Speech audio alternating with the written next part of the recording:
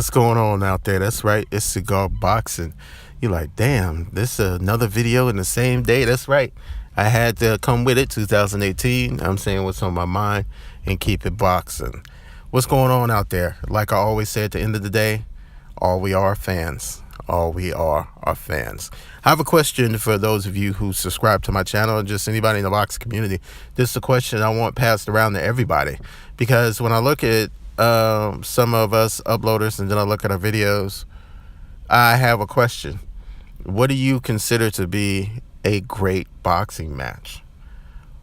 Because the reason I ask that is when we talk about great fights, sometimes I see some of us are talk about great fights from a fighter where he had a great performance, complete dominance, but the fight wasn't competitive. Do we consider a great fight a domination and non-competitive, or do we consider a great fight something that's competitive? That's why when I sit and I talk about like fighters like Floyd Mayweather and the dominance he's had in his hand-selected opponents, you know, and how great he is. He's a great fighter, probably the greatest fighter we've seen in about 15 years. But I do have to point this out. When you look at his fights, none of his fights are memorable, where you thought that Floyd Mayweather Jr. was vulnerable. What I consider a great fight is a fight that is competitive, a fight that's going back and forth, where anybody could win. It's a showcase of the skill, but heart and will as well. An example of that is Corrales Castillo in their two fights. Those were masterpieces, especially the first one. I was on the edge of my seat watching that fight. What I consider great fights are fights where you don't know who's going to win. They're going back and forth. It's a competitive fight on both sides.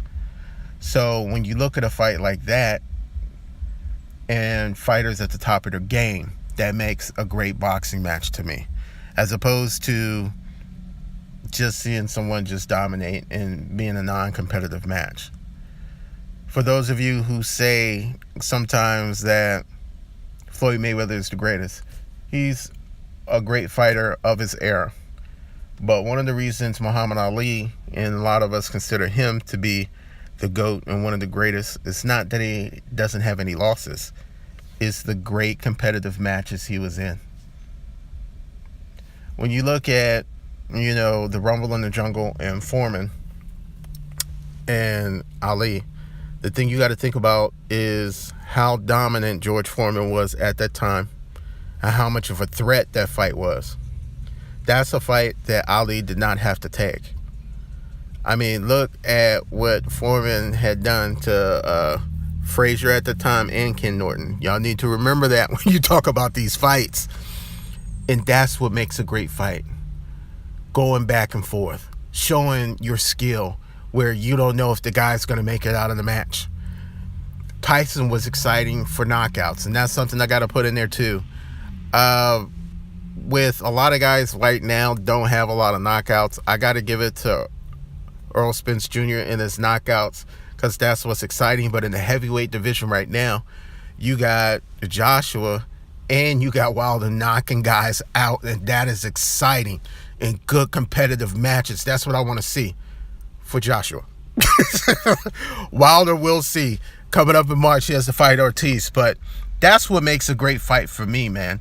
When you go back in history, when you talk about Sugar Ray Leonard, Roberto Duran, the first fight. When you talk about, you know, Sugar Ray Leonard, Hagler, even though I think Hagler won. When you even, the guys, we forget the names of the lower tier guys, even though they have great fights. That's something that we need to remember. I'm not saying they got to get all hit up and be gunslingers, but the chance is there to see great fights. That's greatness in boxing. Not just sheer dominance, in my opinion. This is Cigar.